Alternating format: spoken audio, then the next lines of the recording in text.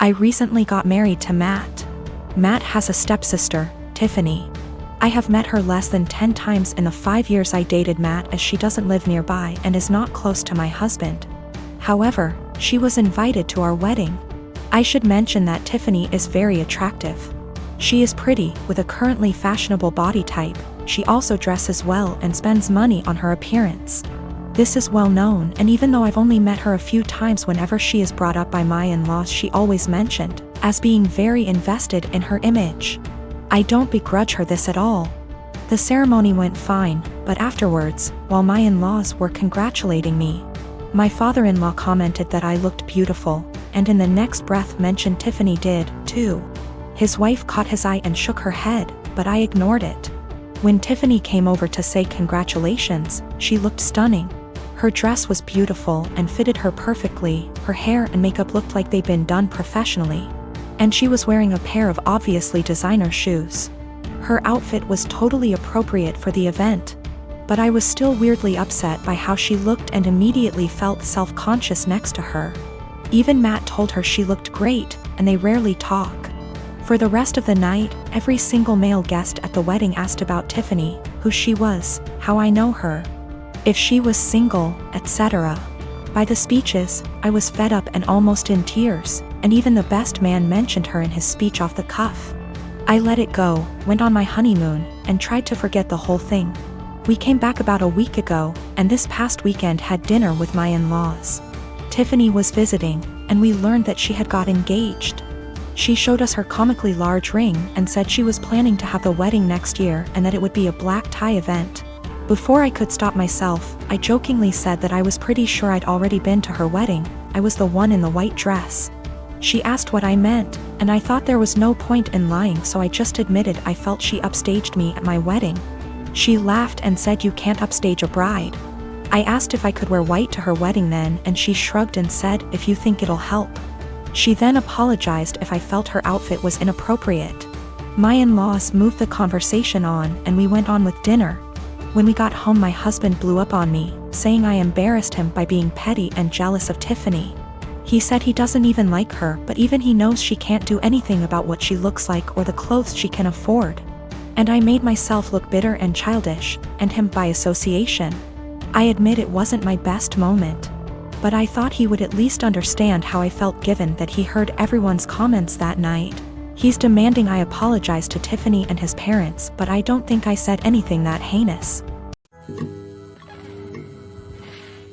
Me and my wife, Jessie, had our daughter 2 years ago. Jessie is a smoker. She doesn't smoke a lot, but she consumes 2/3 a day.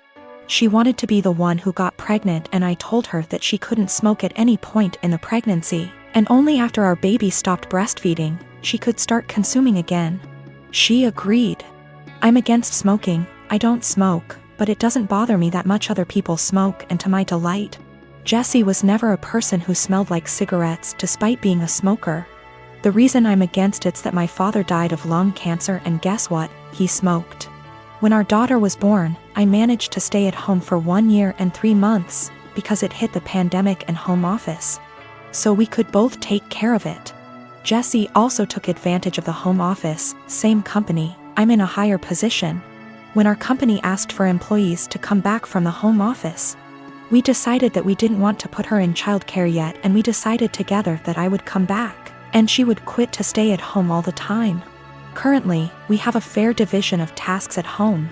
When I get home from work, I take care of our daughter so she can rest, and 2 days a week, part-time, I work at home so as not to overload. I know she stays overwhelmed, but I try to help.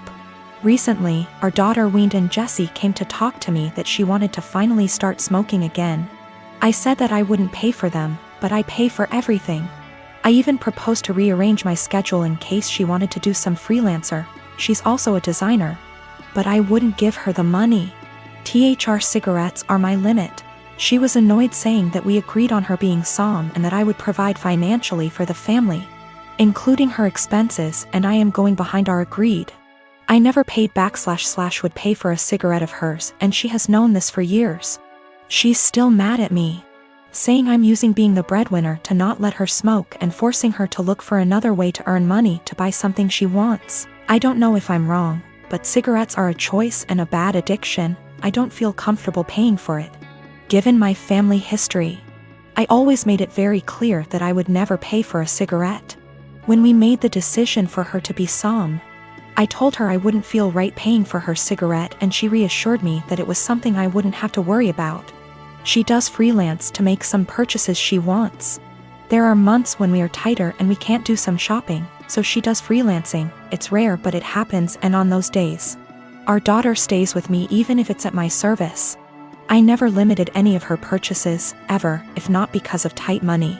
For more extravagant purchases of hers that I can't afford, she freelances and buys. So I suggested she do one a month that covers her entire cigarette stash, and I would help by staying with our daughter. She is not entirely financially dependent on me. When she wants to buy something that I can't afford with our money, she makes a design request. I'm a software engineer with a full-time job and a side hustle of doing freelance coding work in my own time. I've always been the type to have a side hustle I put a lot of my free time into. I get really bored sitting idle. My freelance hourly rates are $60 an hour, and at my full-time job, my hourly pay works out to about $40 an hour. So that's how I value my time. Anyway, over Christmas vacation, I was staying at my parents' house. My cousin was also staying over with her 3 young kids from Christmas to New Year's. I'd been planning on doing some work on my freelance projects when I had free time, in the mornings when my family had no plans. I wasn't in any rush. I was already ahead of schedule on them all, but I didn't really have anything else to do. It was in a really rural area, and it's like an hour drive to the nearest anything. Then my cousin and her husband asked if I could babysit all day for 3 days, so they could visit some friends in the area and hang out with just adults. I said I had planned on doing freelance work at the library, and she offered to pay me to babysit. I said I could if they got close to my freelance rates. She wanted a number, and although my freelance rates are $60, I didn't feel like that was right. It was high. But I didn't want to go too low. Honestly, babysitting 3 kids would be harder for me than the routine coding work I had for my freelance project. I don't know a lot about kids, and I've never babysat for long, and I had a feeling it would be stressful and difficult. So I said $35, which is below what I make hourly at work, and what is the bare minimum I'd value my time for, if that time is spent doing difficult work. And she went crazy at me, saying that's a ridiculous rate for babysitting, that I was entitled and being selfish, that I'm trying to take advantage of how she didn't have other options, etc. I said that's way below what I'd be making if I had the time to do my own work, and I'd be putting off my own work to babysit. Her husband then got mad at me, saying that I was a 24-year-old girl, that I'm damn near a child myself, that my time is not worth that much and it's childish to say that it was, and that I was a stupid girl for not knowing that babysitting costs like $15 an hour. When I grew up and have kids of my own, I will see how stupid I was being. I was kind of done with being called stupid, so I just told them I hoped they could find someone else. My mom thinks that I asked for something offensive, and my cousin and her husband obviously did too. My friend came to me yesterday at lunch with screenshots of my boyfriend's Tinder profile. The pictures were all old photos, so I confronted him immediately, expecting to hear something like, "Yeah." I forgot to delete that. Which is cool. He denied being on Tinder at all, and my friend suggested that she make an account, set it to his specifications, and see if he turns up. And there's his profile. So, this means that my boyfriend has been active on Tinder within the past 2 weeks. I confronted him with this, and he changed his story. Now he's saying that his friend has been using his account. He shows me his phone and says, "Look, I have nothing to hide." And of course the app is deleted. So I take his phone, download Tinder, log in with his Facebook, and see that he has been active, albeit infrequently.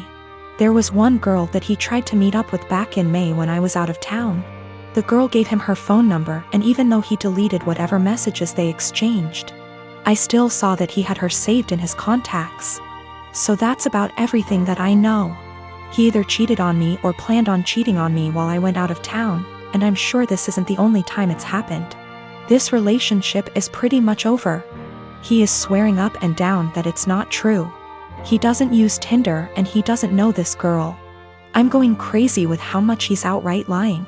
He seems so sincere, But I know what I saw. I can't listen to him deny this one more time. This blew up while I was away.